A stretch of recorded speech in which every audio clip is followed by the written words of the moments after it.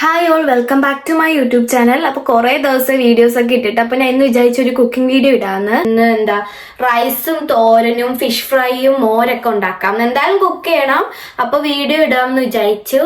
അപ്പൊ എന്തായാലും കാണാം. ഓക്കെ, കുറെ ദിവസത്തിന് ശേഷം വീഡിയോ ഒക്കെ എടുക്കുന്നുള്ളതുകൊണ്ട് എനിക്ക് എന്താ പറയണ്ടേന്ന് അറിയത്തില്ല, ചുമ്മാ അത് ആക്ടിങ് ആയിരുന്നു. ഞാൻ വിചാരിച്ചു, എന്തിനാ വിചാരിച്ചേ,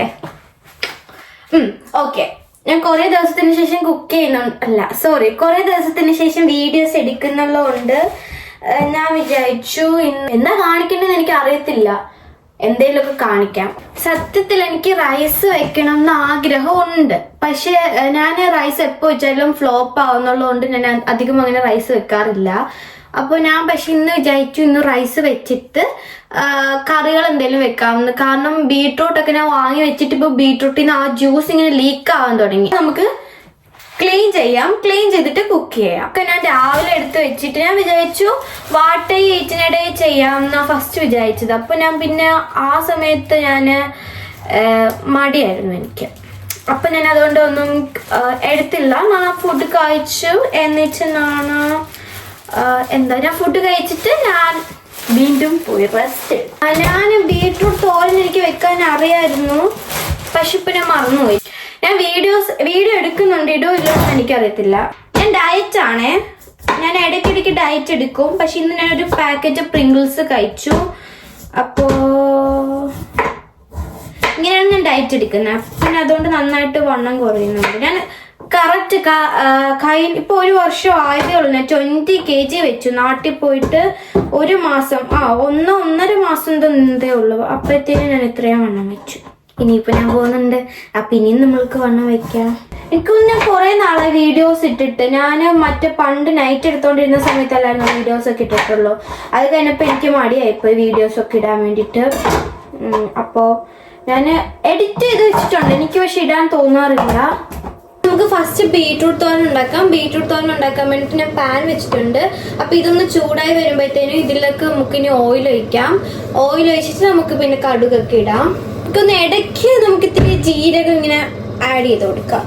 ഒത്തിരി ഓയിൽ വേണ്ട, ഇത്തിരി ഇപ്പൊ കൂടിപ്പോയെന്ന് തോന്നുന്നു. പക്ഷെ നമുക്കിത് വരട്ടി എടുക്കുമ്പോഴത്തേനും ഇത് ഓക്കെയാണ് എനിക്ക് തോന്നുന്നത്. ഇപ്പം ആയി വരുമ്പോഴത്തേനും ഇതിൽ കടുക് പിന്നെ ഈ മിക്സ് ചെയ്ത് വെച്ചേക്കുന്ന എല്ലാം കൂടെ ആഡ് ചെയ്ത് കൊടുക്കാം. പിന്നെ കടുക് ഇങ്ങനെ പൊട്ടി വരുമ്പോഴത്തേനും വേണമെങ്കിൽ ചുമന്ന മുളക് 2 ചൂടായിട്ട് വേണം ഇടാൻ. എനിക്ക് കടുക് പൊട്ടുന്ന പേടിയായതുകൊണ്ട് ഞാൻ എണ്ണ ചൂടാവുന്നതിന് മുമ്പ് കടുക് ഇടും. ഇതില് കടുക് ചുമന്ന മുളകും കടുകും ഇട്ടിട്ടുണ്ട്. പക്ഷെ എണ്ണ ചൂടായിട്ടില്ലാത്തതുകൊണ്ട് കടുക് പൊട്ടത്തില്ല. പക്ഷെ കടുക് പൊട്ടണമെന്ന് എനിക്ക് നിർബന്ധമില്ലാത്തതുകൊണ്ട് കുഴപ്പമില്ല. വേണമെങ്കിൽ നമുക്ക് കടുക് പൊട്ടുന്ന ഉടൻ വരെ വെയിറ്റ് ചെയ്യാം. കാരണം ഇനിയിപ്പോ കടുകിനൊരു വിഷമമായാലും കുറച്ച് സൗണ്ട് കേൾക്കാൻ എനിക്ക് തോന്നുന്നു പതിയെ പൊട്ടാൻ തുടങ്ങി. ഇത് കണ്ടില്ലേ, ഇത് ഇങ്ങനെയപ്പോ ഇരിക്കുന്നേ. കറക്റ്റ് ആയിട്ടുണ്ട്. ബീട്രൂട്ട് കറക്റ്റ് നമുക്ക് ആയി വന്നിട്ടുണ്ട്.